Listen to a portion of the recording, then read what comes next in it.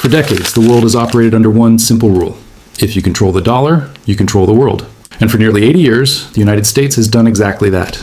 But something historic is happening right now.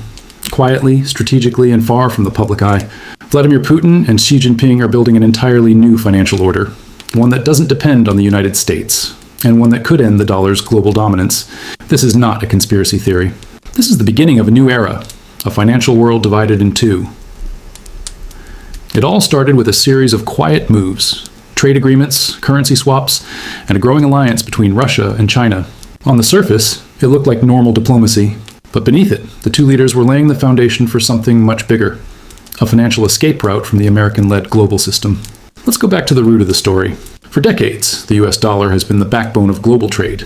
Almost every country in the world holds dollars in their central banks, because oil, gold, and most international commodities are priced in dollars. This gave the US an unparalleled advantage, the power to print the very currency that everyone else needed to survive. But with that power came control. Whenever Washington wanted to punish a nation, it didn't need to send troops. It could simply cut them off from the dollar system, freezing assets, blocking transactions, and isolating entire economies through sanctions. For Russia and China, that power became a threat, a weapon that could be used against them at any moment. When the United States and its allies imposed massive sanctions on Russia after the invasion of Ukraine, Moscow learned a brutal lesson.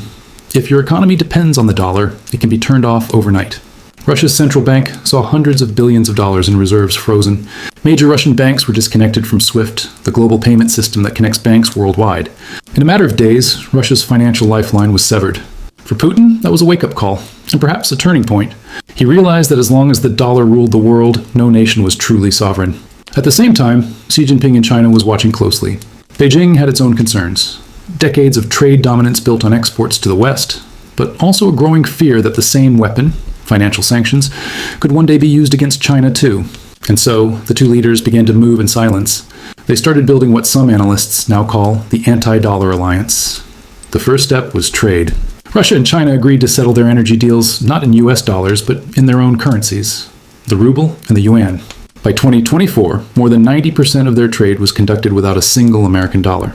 Next came infrastructure, the systems that would allow them to operate entirely outside of Western control.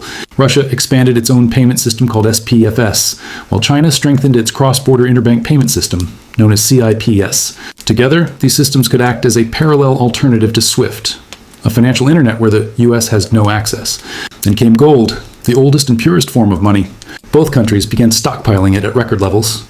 Russia's gold reserves became among the largest in the world, while China quietly imported thousands of tons through Hong Kong and Shanghai. Analysts believe this gold accumulation isn't random. It's the foundation for a future currency, backed not by promises, but by tangible assets. But what truly unsettled Washington was the political message behind all this. Putin and Xi weren't just building financial systems, they were building resistance. In one of their joint meetings, Putin said that the era of Western monopoly was ending, and that a multipolar world was inevitable. Xi echoed this sentiment, declaring that nations should have the right to trade and prosper without external coercion.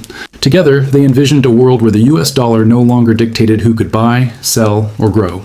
And this idea began to spread. Other nations, tired of being pressured by sanctions or dollar volatility, started looking to Moscow and Beijing for alternatives. Countries like Iran, India, Brazil, and even Saudi Arabia joined discussions about creating trade networks based on their own currencies.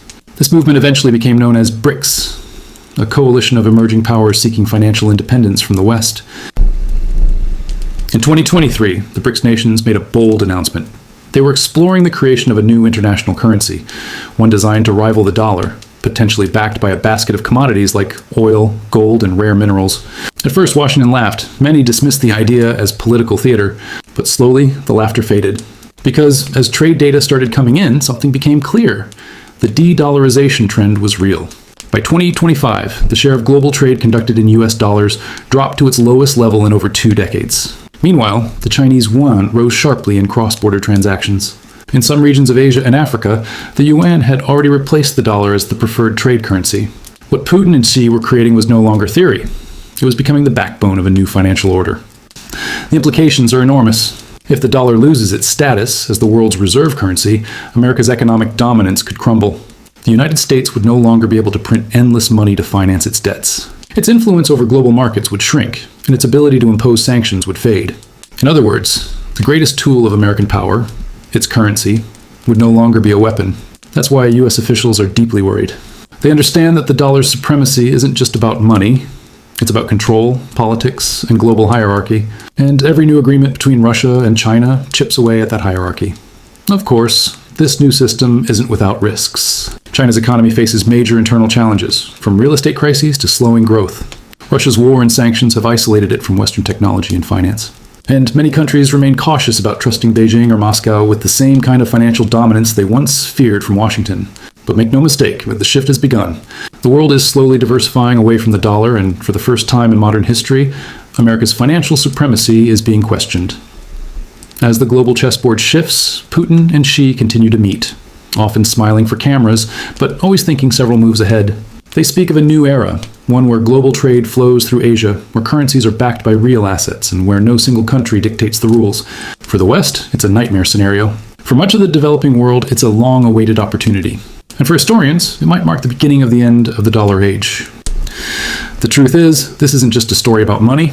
It's about power, trust, and the future of civilization itself. When nations build a financial system without America, they're not just changing how people trade. They're changing how the world works. Putin and Xi know that wars are no longer won on battlefields. They're won in banks, in trade agreements, and in the invisible codes of global payment networks. And in that silent war, they're gaining ground. The question now isn't whether the dollar will fall. The question is, how long can it stand against a rising world that no longer believes in it? One thing is certain. The age of unquestioned American financial dominance is ending. And as the sun rises over Moscow and Beijing, the world may be witnessing the dawn of a new financial empire. One built not on the dollar, but on defiance.